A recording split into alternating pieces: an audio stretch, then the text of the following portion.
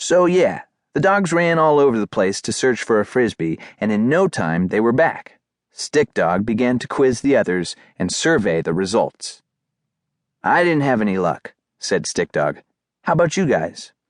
"I found one," exclaimed Poo Poo. "It's rubbery and it's a circle and everything." "That," said Stick Dog, looking at what Poo Poo had, "is a bicycle tire. It's too big and flimsy and hollow in the middle. It won't glide in the air at all."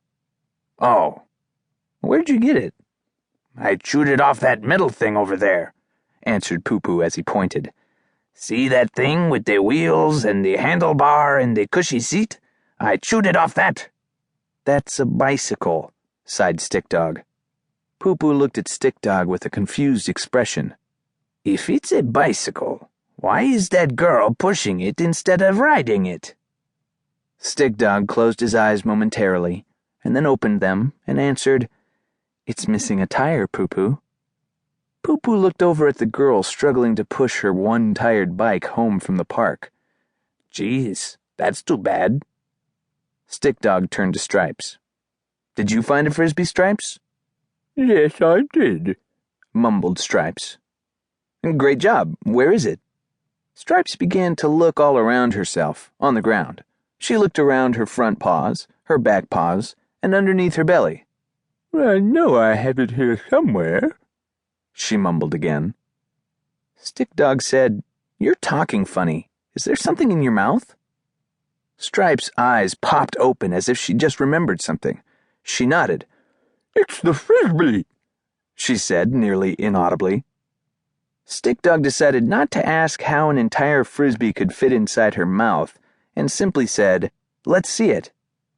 Stripes lowered her head, opened her mouth, and sort of flung something towards Stick Dog. It clanked a bit when it hit the ground, and then rolled up against Stick Dog's front left paw. Stick Dog looked down at it, but didn't look back up. "That's a bottle cap," he whispered. Everyone was quiet and still for a moment. They didn't want to hurt Stripes' feelings, but it turned out her feelings weren't actually hurt that much at all. "It may look like a bottle cap to you, Stick Dog," said Stripes defiantly, "but to a mouse that so-called bottle cap would make an excellent frisbee. So if you really think about it, I did in fact find a frisbee. You have to admit I'm right from a certain perspective." "You mean from a mouse's perspective?" "That's right." Stick Dog stared at Stripes for a single second, and then sighed. "Okay, Stripes, you're right from a certain perspective. Next time, please try to be more specific in your request," Stripes added. "I'll do that," said Stick Dog, trying not to roll his eyes. He then turned to Mutt. "Mutt, did you find anything?" "Boy, did I! I was hoping you'd ask me next," said Mutt. He then did a most unusual thing.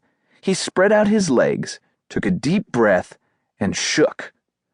There was a clunking, jingling, noisy racket as things fell out of Mutt's fur all about him. "I found a candy bar wrapper, an old pencil stub, a tennis ball that got hit and torn up by a lawnmower, a couple of good rocks, and a piece of rope. And that's not even the best of it." "Is the best of it a frisbee?" asked Stick Dog. "It's an old gray sock," Mutt exclaimed. "I love these things. I'm going to keep it forever. I mean, until I swallow it." "But we were supposed to be looking for a frisbee," said Stick Dog. "Oh," Mutt replied. But he truly didn't seem to care. He was very, very excited about the dirty old sock. "I didn't find one of those." At last, Stick Dog turned to Karen. "I think I found just the thing," she said, before Stick Dog could even ask. She dropped a flat cardboard circle in front of him. "It's not exactly a frisbee," said Stick Dog. He paced around the circle on the ground, cocking his head a little bit and examining it. "But it is about the right size and shape. It just might work for a little frisbee tossing. Good job, Karen." "Thanks," said Karen proudly. "I really am quite excellent now that I come to think about it." "Let's give it a try. Run out a little bit, Karen. We'll see if this thing flies."